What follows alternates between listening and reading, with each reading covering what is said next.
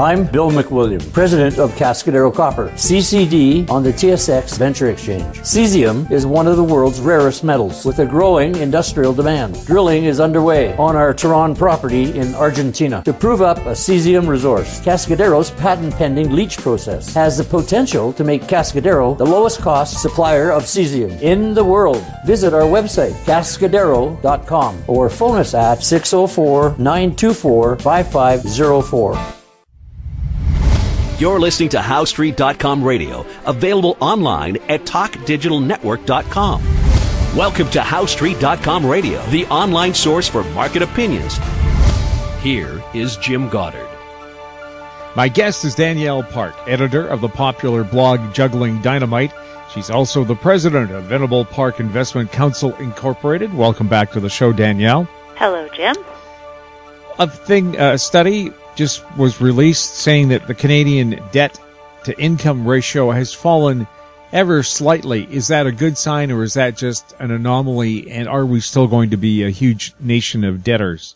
Oh, I'm afraid it's going to take us years to work this hangover off. That's a sort of a fluctuation on a short-term basis, but the reality is that we are still the most indebted households, consumers of the G7, and that's not a good thing because consumption has been, is responsible for about 70% of economic growth in Western countries. And so when you have a highly indebted household, you are necessarily stymieing or lowering their ability to continue consuming for the future. And so we've done that with a vengeance.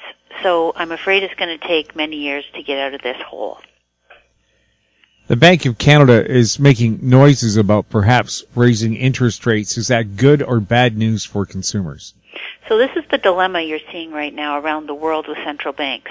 They were the magicians who added all the QE and slashed rates to zero and, did everything they could to extend the very weak recovery that began out of the last recession.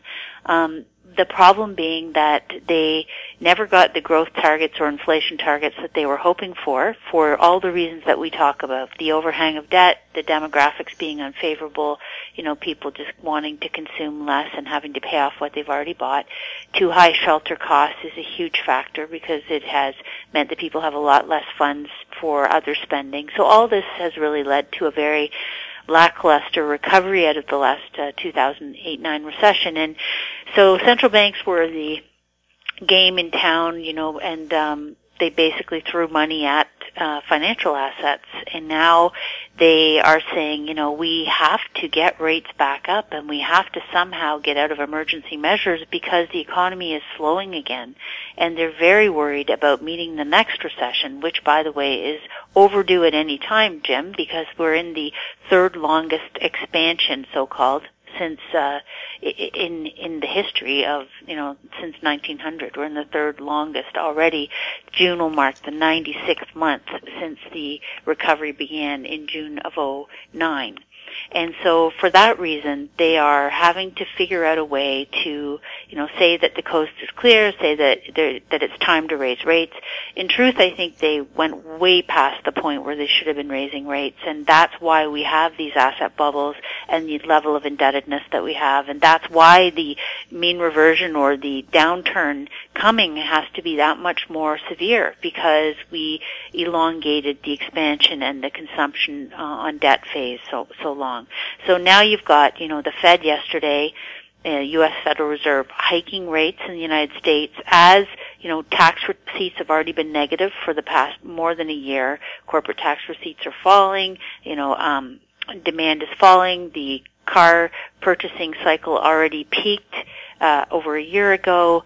So we're seeing just negative surprises all over the place, and here we have the Fed tightening rates because they have to try and back out of this somehow. And so the same thing with the Bank of Canada. On the one hand, they have a collapse in oil prices again upon us. We have a heavily indebted household and property bubbles everywhere we look.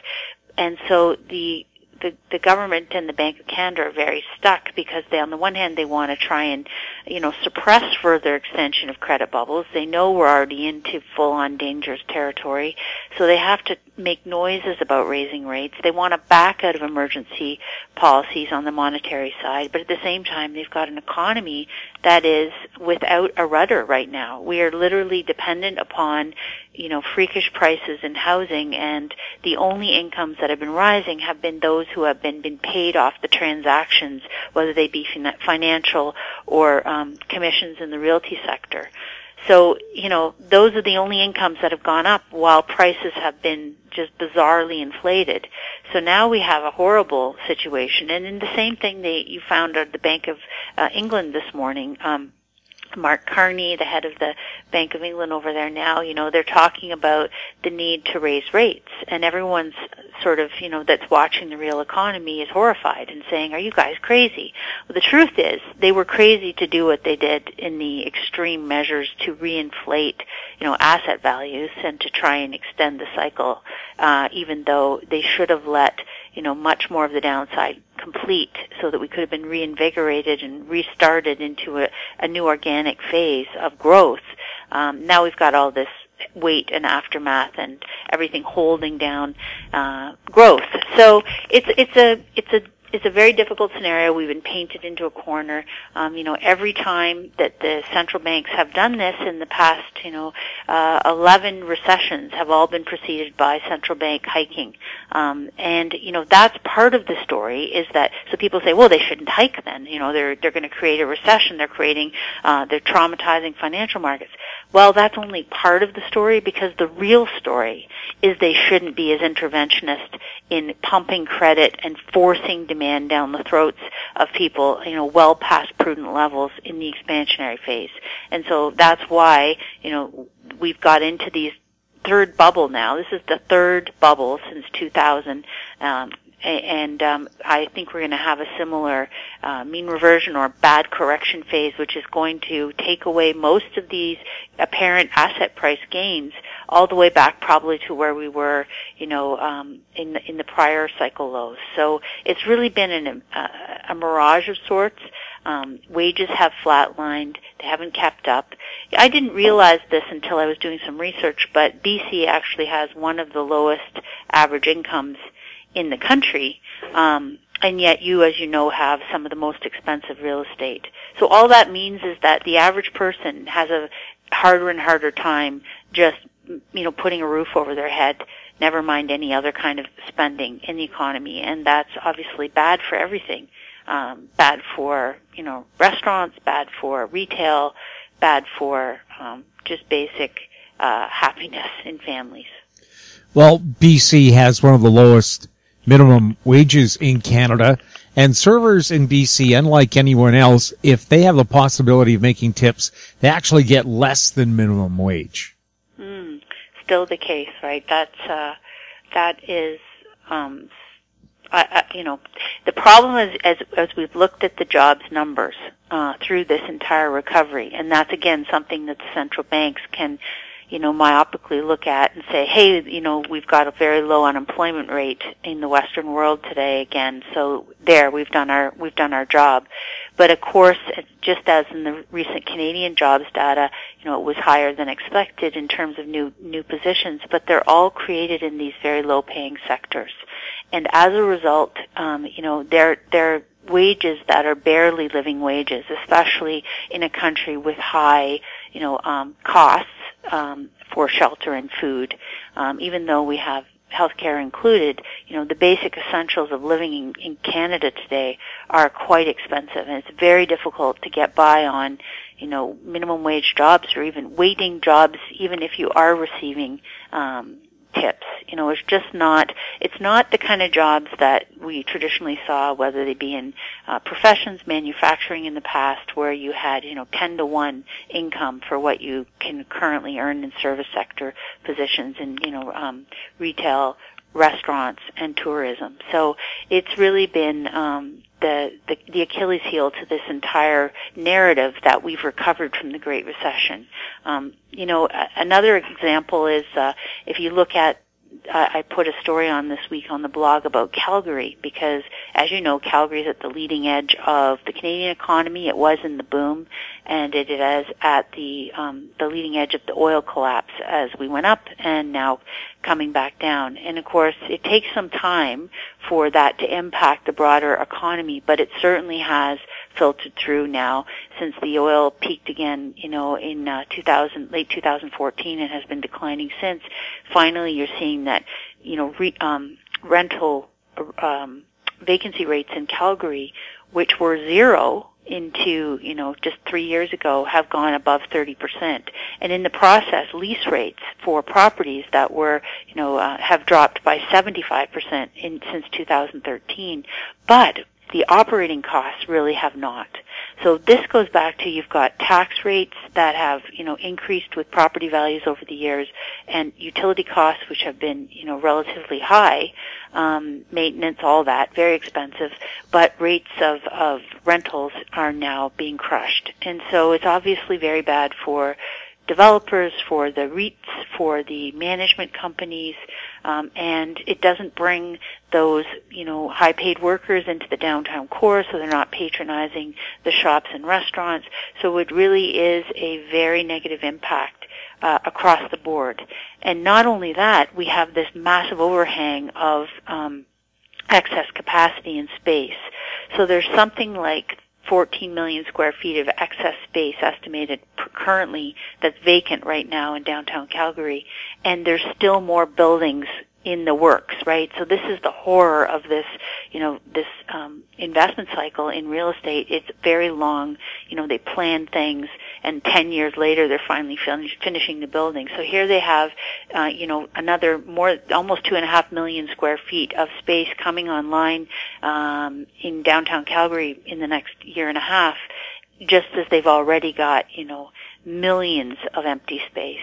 So they have to really, figure out ways to retrofit, to re-diversify away from this one dependence on oil. And it's going to take years. And I think that's the message that the rest of Canada needs to take from this. We are not likely to see a V-shaped recovery in the next, bear market for financial assets or in the real estate sector. We should expect to have to give back a good deal of the gains that have been made, and we should be prepared for it to take many years for it to recover. Unfortunately, that is the way these cycles work, and it is a long-term payback period. So, you have to really plan for that as part of this period. We'll have more with Danielle Park right after the break.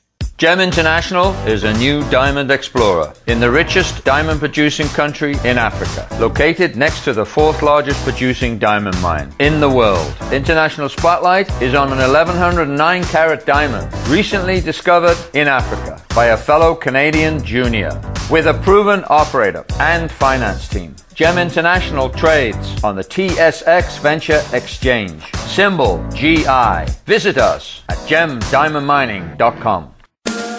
Lotus Ventures Inc. is a BC-based medical marijuana company poised to launch into the rapidly evolving cannabis sector. Lotus is in the final review stage of the Health Canada approvals to become a licensed producer, having arranged facility financing of up to $12 million, plus building permits for its prototype indoor production facility. Shares trade under the symbol J on the Canadian Securities Exchange. Visit our website at lotusventures.ca. Welcome back. We're speaking with Danielle Park.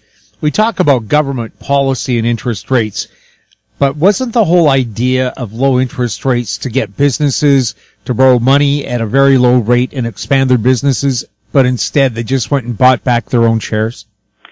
Well, in theory, yes, they're going after that holy grail of business investment, right? So they think that if conditions are loose, that if there's lots of credit available, then you're going to see productive investments in, operations and things that will expand the workforce and expand employment.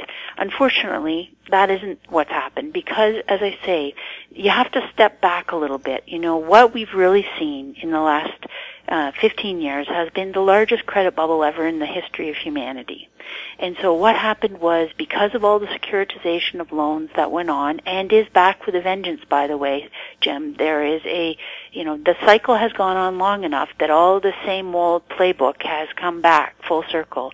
They weren't broken up. The cartels weren't, prosecuted. People were allowed to go back to breaking all rational rules and doing all these reckless things. So, covenant-lite loans, for example, the same type of thing that was behind the subprime mortgage collapse in the U.S. in 2007 that precipitated the global financial crisis has been, replicated all over the world since. So, the whole idea that if you can just lower rates further, you'll force productive investment is farcical, because it's ultimately driven by not consumption demand. Consumption is not, if you're borrowing to consume or to buy a much fancier automotive or a much fancier shelter, it's still just your transportation and a shelter. It's not really productive in terms of innovating or creating new technologies or new efficiencies for the future. A dramatic example of something that does actually solve or increase efficiency and productivity is, for example, dramatically lowering your energy costs. Right? That would be something where if we can move the economy towards, a sustainable energy that is a fraction of the current costs. And another example is shared transportation. If people don't have to spend, thousands and thousands of dollars and years trying to pay off their vehicle cost because they can use shared transportation in this new autonomous wave that's coming, or the Ubers of the world as another example, then you can get them to have more cash flow for everything else, and they can invest in things that will, increase our output with doing more with less. So those are all things that are productive. But if you're just going to throw credit at the system, if you're just going to, when people have already got enough stuff and you incent them to try and buy more of the same junk, it's not going to help. It's going to, in fact, make the recovery that much slower and the payoff period that much longer. So this is where we are today. It's been going on for so long, this really misguided policy. And so another exact example that you touched on is up until 1982, it was actually considered illegal market manipulation to buy back your shares, as it should be. That's exactly what it is. Allowing companies to borrow, to buy back their shares, to artificially inflate the value, and to artificially, manufacture earnings per share, not because you've increased your earnings or not because you've increased revenues, but because, or lowered your costs, but because you've literally just bought back shares to push up the count of earnings. That is a very artificial system, and that's what's been going on now for many years. So it's very clear we need to break up the big financial institutions to take the deposit-taking, utility that's required in support of society away from the risk-wielding investment sales side. That's Glass-Steagall. The bill was proposed in 2013 to bring it back. It needs to be put back on the books. Then we need to bring in another rule that says companies cannot buy back their own shares and call that legitimate business pursuits. And just those two basic things would go a long way to pricking the bubble of all this nonsense and getting the economy refocused on productive activities. Because there's lots of wonderful things out there, great innovation coming, great technology available, still desperate for capital. And you've got all these people really preoccupied with the wrong types of activities, which in the end are just destructive and wasteful. Another story about the Olympics, the Olympics leaves this massive, it leads to this massive borrowing and overinvestment in every country and city that it's been in. It's a complete waste of resources that we replicate these massive, Olympic villages, and then after the event, the country and city is left with huge debt and often superfluous facilities that no one actually needs or wants that fall into ruin, and then it's a complete misallocation of resources. So this is another example of incredibly inefficient, and we need to really revamp the way the world thinks about how you get access to capital and how finite it is and how you want to be careful and productive with it. And that will come because we're at the end of this debt super cycle. In a world where you can't just get free money, where every monkey's not running around with money wielding ability because it's not just given to you for free or, given to you regardless of your credit score or ability to pay it back. In this brave new world where lenders are reconnected with the risk of loss, which is what they've been shielded from since the last bailout in 2008, the risk takers were bailed out from the just desserts of their reckless practices. And so the public assumed all the risk and underwrote all the debt, while the risk takers got to just take the profits and run. We really have to recouple those two things, because without that, we are literally headed into, the Great Depression is going to look like a cakewalk. I mean, we have to stop letting people break laws and run away with profits and keep the spoils of illegal activities and give all the risk and downside back to the governments and taxpayers of the world. We've really run to the end of that theory. And so in this new world, we're going to have greater accountability, and we're going to get more reasonable pricing coming into assets, which will make people with investment expertise, valuation discipline, will be able to tell whether something is worth taking, a good risk, rather than a speculative throw up the table of dice.